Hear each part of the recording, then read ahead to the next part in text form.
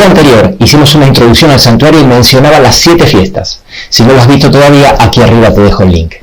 Tanto la fiesta como los muebles son símbolos que apuntaban a acontecimientos futuros del ministerio de Cristo del plan de salvación.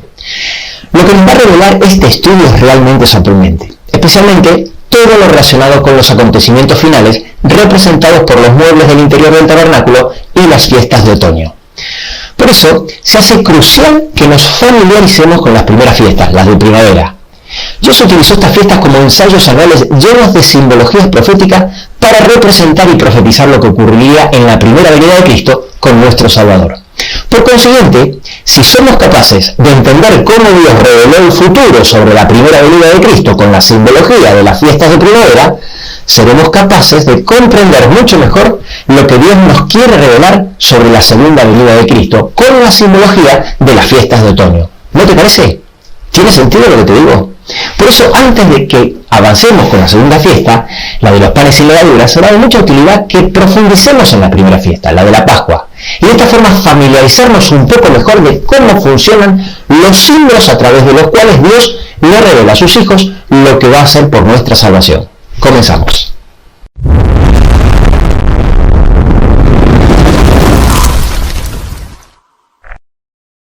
Lo primero que tenemos que entender es que Dios se maneja en toda la Biblia con tipos y antitipos. No te asustes que esto es muy fácil de entender. Resulta ser que hay una palabra griega, tipo, que se traduce como ejemplo, también significa figura, a veces se traduce como sombra y a veces como modelo o maqueta. Porque el tipo sirve para ilustrar, hacer una presentación gráfica, proyectar o representar de forma reducida o simplificada una realidad más importante, amplia y compleja de entender, la cual se denomina antitipo. Veamos algunos ejemplos sencillos para que lo podamos entender mejor. En 1 Corintios 10, del 1 al 6, Pablo explica que cuando los israelitas salieron de Egipto y pasaron por el Mar Rojo en Moisés, fueron bautizados en la nube y en el mar. Y luego dice que el agua que bebían, que salía de una roca, esa roca era Cristo. Y finalmente termina diciendo en el versículo 6, mas estas cosas sucedieron como ejemplos para nosotros. Bueno, esa palabra ejemplos es la palabra tipos.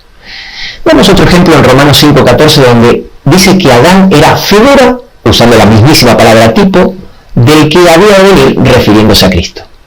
Otro ejemplo lo tenemos en Hebreos, capítulo 8, de 4-5, donde Pablo dice que el tabernáculo de Moisés era un modelo, tipo, de lo que se le mostró en el monte. Y antes se aclara que es figura y sombra de las cosas celestiales. Algunos dicen que el hecho de que el tabernáculo de Moisés era un modelo, figura o sombra de uno celestial solo lo dice el libro de Hebreos, pero no es así. En Hechos 7:44 dice exactamente lo mismo, también diciendo que lo que construyó Moisés en el desierto era un tipo, es decir, una representación de lo que Dios le había mostrado. ¿Podríamos decir entonces que un tipo en la Biblia es igual a un símbolo? Bueno, sí, pero no es cualquier símbolo. Es un símbolo profético, ya que el tipo proyecta o ejemplifica algo que se va a ocurrir en el futuro. Normalmente son tipos, ejemplos del Antiguo Testamento que se van a cumplir en el Nuevo Testamento a partir de la llegada del Mesías. El tema de la tipología bíblica es muy extenso y tremendamente interesante. Pero como no es el tema central de este video, solo quiero resaltar brevemente dos cositas más. En primer lugar, decir que normalmente el acontecimiento o el acto de fe que Dios pide para dejar una enseñanza a través de la tipología no tiene ningún sentido. Ningún sentido. Es totalmente absurdo hasta que se comprende el antitipo. Es decir, hasta que se comprende qué es lo que representa y lo que Dios nos quiere enseñar a través de ese tipo. En segundo lugar, es necesario aclarar que no hace falta que aparezca la palabra tipos en el texto para darnos cuenta que Dios está usando una tipología. Como por ejemplo el caso de la gran mortandad que hubo en el pueblo de Israel como consecuencia al ataque de serpientes ardientes o venenosas, en donde el número 21:6 nos explica que Dios le dijo a Moisés que tenía que construir una serpiente de bronce y subirla en un asta y levantarla alto para que cualquiera que fuera mordido y mirara a ella, entonces podía vivir. Algo, por cierto, totalmente absurdo. Hasta que Jesús se lo explica a Nicodemo, cuando le dice en Juan 3:14 que de la misma forma que Moisés levantó a la serpiente en el desierto, así es necesario que el Hijo del Hombre sea levantado y luego en Juan 12:32 dijo que si él fuera levantado de la tierra, todos se aterrarían a mí mismo. Y ahora sí toma sentido el ejemplo. Dejando bien en claro y sin ninguna duda que la serpiente de Moisés de bronce era una representación de la muerte de Cristo en la cruz. Concluyo esta explicación diciendo que en este canal, donde hablamos de profecía bíblica, la tipología, que como dijimos antes son símbolos proféticos, va a ser una herramienta indispensable y apasionante que la vamos a estar utilizando continuamente. En este caso, vamos a estudiar la fiesta de la Pascua, la cual está llena de detalles que, lejos de ser caprichosos, son dados por Dios para ilustrar, proyectar o representar en una hermosa tipología lo que iba a pasar con Cristo en la cruz, con el objetivo de que cuando venga el Mesías, los suyos lo pudieran reconocer. Por eso, cada detalle es importante. Lo primero que debemos saber es cómo se origina la Pascua.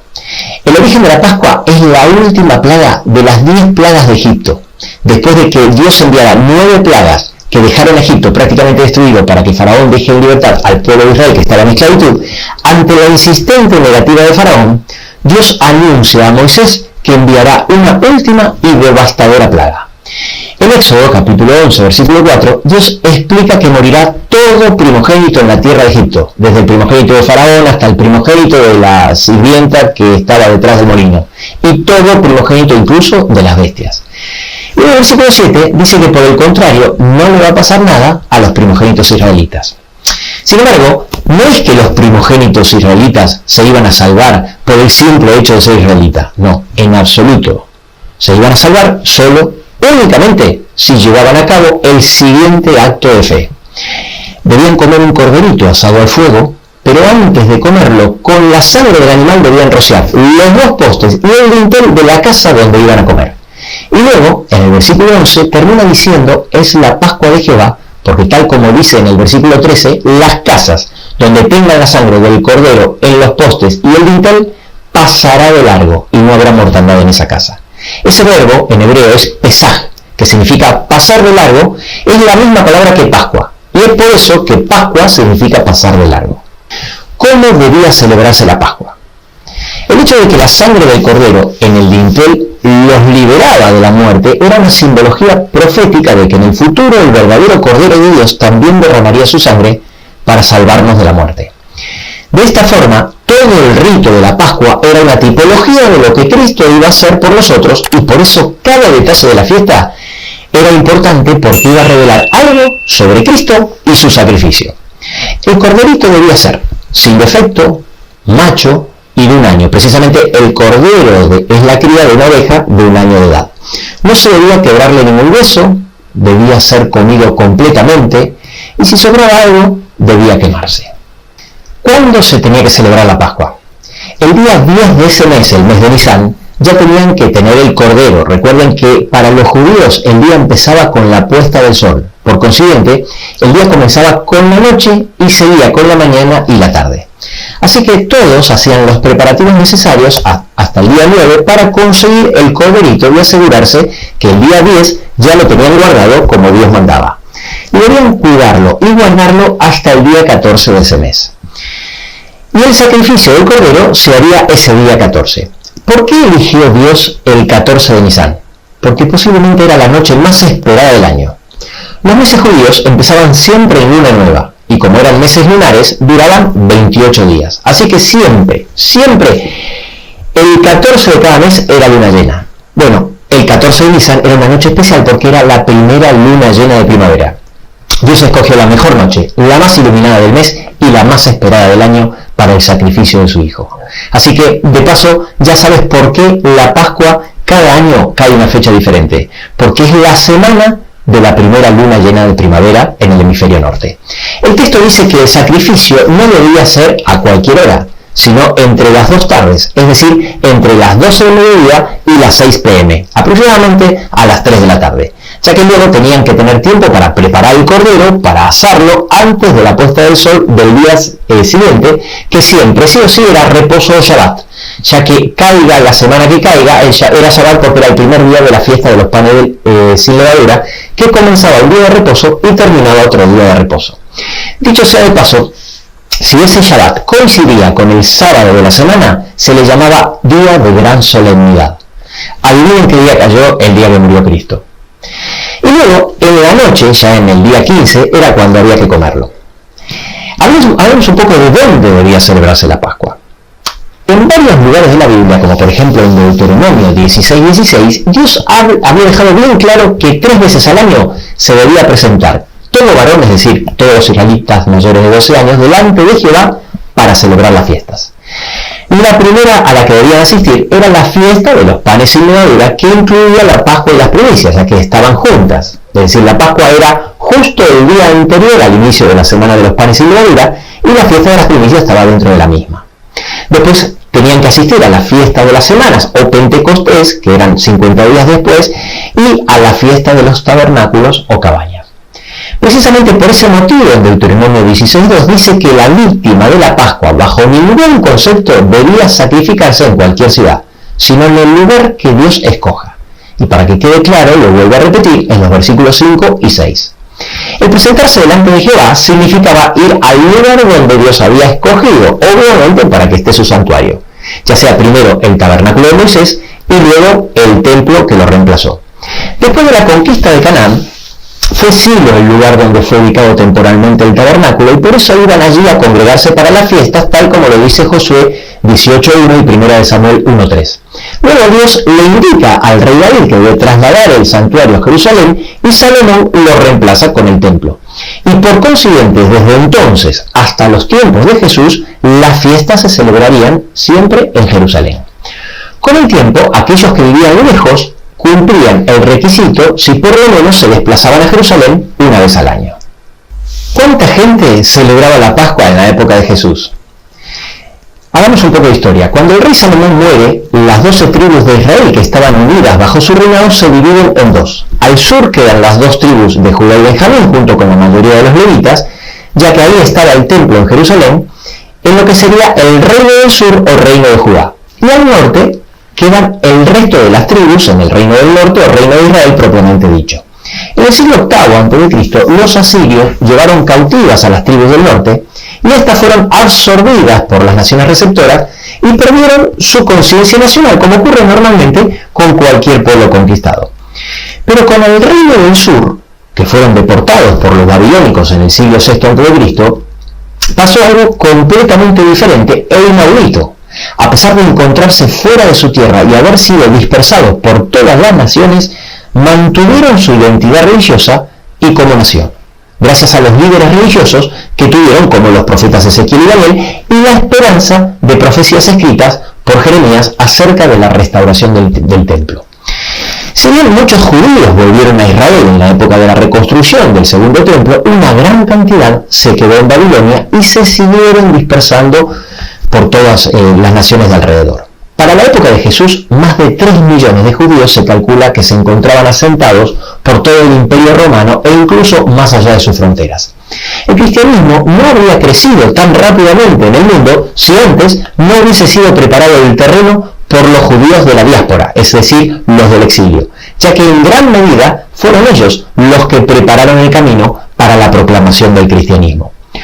Cuando llegaba la fiesta de la Pascua, Jerusalén se llenaba de peregrinos. Según diversos historiadores, se calcula que llegaban a Jerusalén entre 100.000 y 250.000 judíos que hacían el esfuerzo de cumplir el mandato de Dios de presentarse delante de Jehová, aunque sea una vez al año. La ciudad presentaba un ambiente festivo impresionante. Dicho sea de paso, te cuento que cada vez que hay un acontecimiento del plan de salvación de Cristo profetizado, Dios le hace mucha publicidad en la tierra. No pasa desapercibido. Cuando Cristo muere en la cruz y resucita al tercer día, ocurren millones de cosas que nos llevaría toda la eternidad a comprender. Pero una de ellas es que el tipo, el símbolo, se encuentra con el antitipo, es decir, con lo que representa. Y de esta forma, el sacrificio del cordero que representaba a Cristo se junta con el sacrificio de Cristo, el verdadero cordero de Dios, que quita el pecado del mundo. Y si lo analizas con detenimiento, esto te hará volar la cabeza, porque no hay forma que todo esto que vamos a analizar se haya dado por casualidad o haya sido ideado por mente humana. Volvamos a este gráfico anterior. Ahora bien, de todos los corderos que se sacrificaban entre la población, el principal, el más importante era el que se sacrificaba en el templo.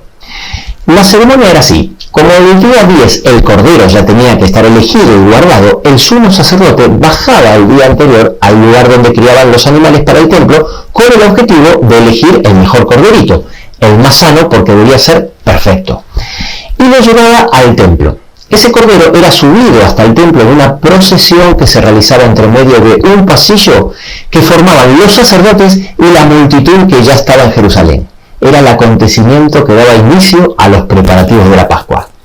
En la semana de la crucifixión de Cristo, esto cayó el domingo, el que se conoce en el cristianismo como Domingo de Ramos. Los 4 evangelios nos cuentan que Jesús envió a 2 discípulos a traer un pollino.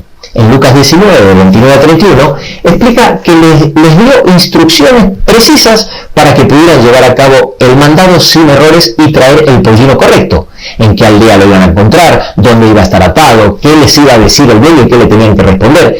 No debía haber error porque era un pollino único preparado para la ocasión. Un pollino, dice el texto, en el cual ningún hombre se había montado jamás. A partir del versículo 35, el texto sigue contando que Jesús se sube al pollino y junto con sus discípulos entra a Jerusalén, cumpliendo la profecía de Zacarías 9:9, que profetizó más de 4 siglos antes que el rey entraría como salvador, pero humilde, cabalgando sobre un pollino. Y entonces Jesús entra precisamente por entre medio del gran pasillo que estaba formado por esa gran multitud, adelantándose a la procesión que iba a realizar el sumo sacerdote con el corderito. Lucas continúa explicando a partir del versículo 36 que la multitud a su paso tendían sus mantos por el camino y le gritaban hosanas a Jesús, que para ese entonces ya era súper famoso. Claro, entonces cuando los fariseos vieron cómo la multitud aclamaba a Jesús como si fuera rey, le pidieron a él que reprendiese a la multitud. Y Jesús le contestó: os digo que si estos callaren, las piedras clamarían. Dando a entender Jesús con esta frase, y presten atención a esto porque es muy importante, dando a entender que lo que los judíos no cumplieron, Dios lo cumpliría a través de los gentiles, es decir, con los no judíos, ya que los judíos llamaban de forma despectiva a los gentiles, entre otras cosas, perros o piedras. Cada año, el sumo sacerdote, siguiendo fielmente las instrucciones que Dios dejó para la Pascua, dejaba el cordero en el templo del día 10 hasta el día 14 de Nisan, que era el día que sería inmolado. Y durante esos días, el cordero era examinado por los principales del templo para comprobar que no tenía defecto, y por lo tanto era declarado perfecto y apto para el sacrificio. Eso fue precisamente lo que ocurrió con Jesús entre el 10 y el 14 de Nisan en el templo. Los principales sacerdotes y los principales del templo se acercaron para examinarlo y probarlo.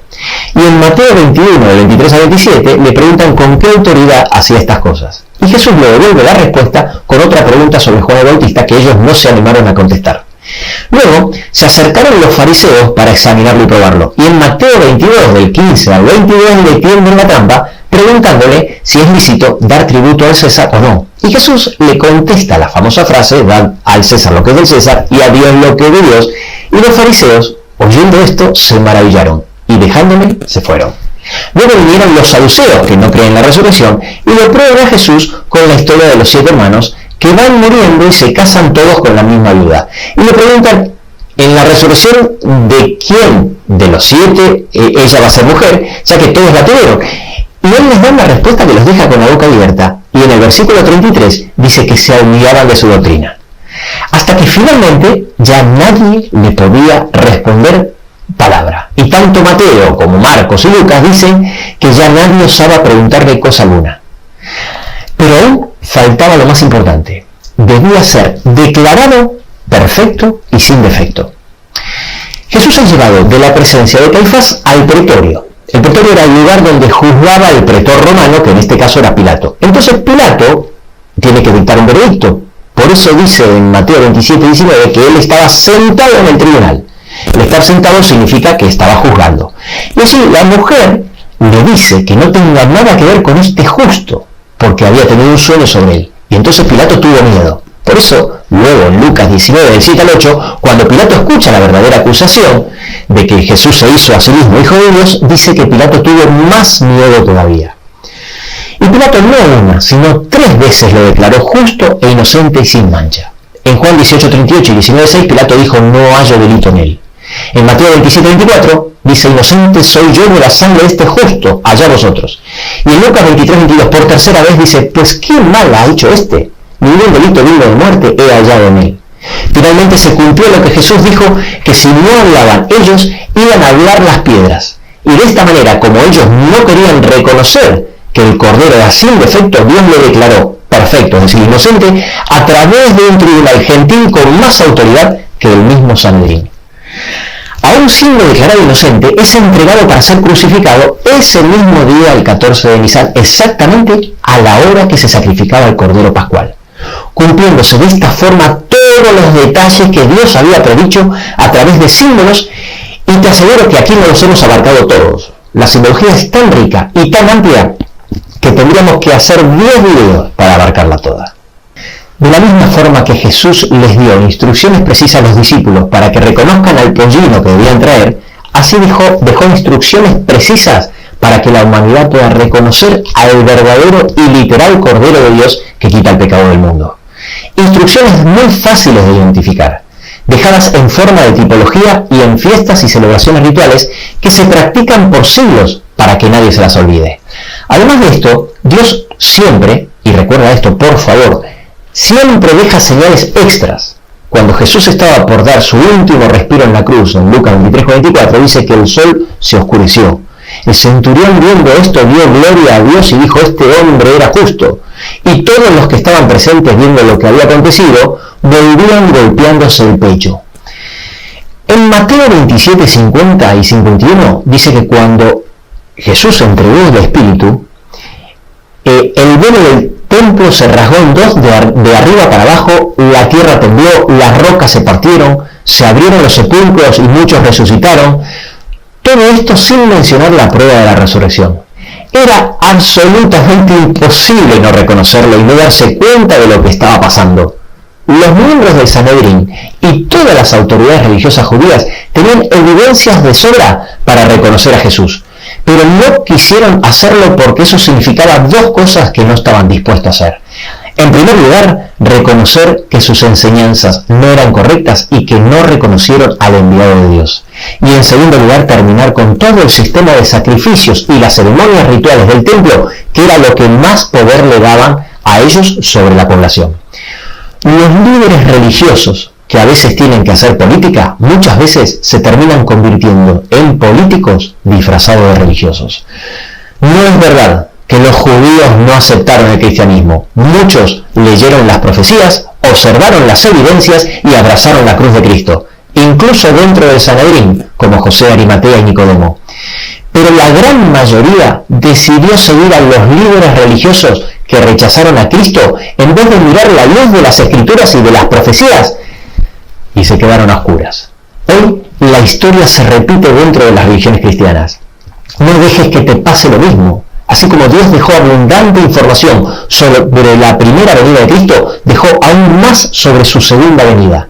A lo largo de esta serie veremos lo fácil que es reconocer las instrucciones que Dios dejó en cada una de las fiestas y muebles del santuario, de forma tal que al familiarizarte con cada una de ellas, será cada vez más fácil reconocer los acontecimientos inminentes que están por venir. Y recuerda que de la comprensión de estos temas puede depender la salvación eterna tuya y de tu familia.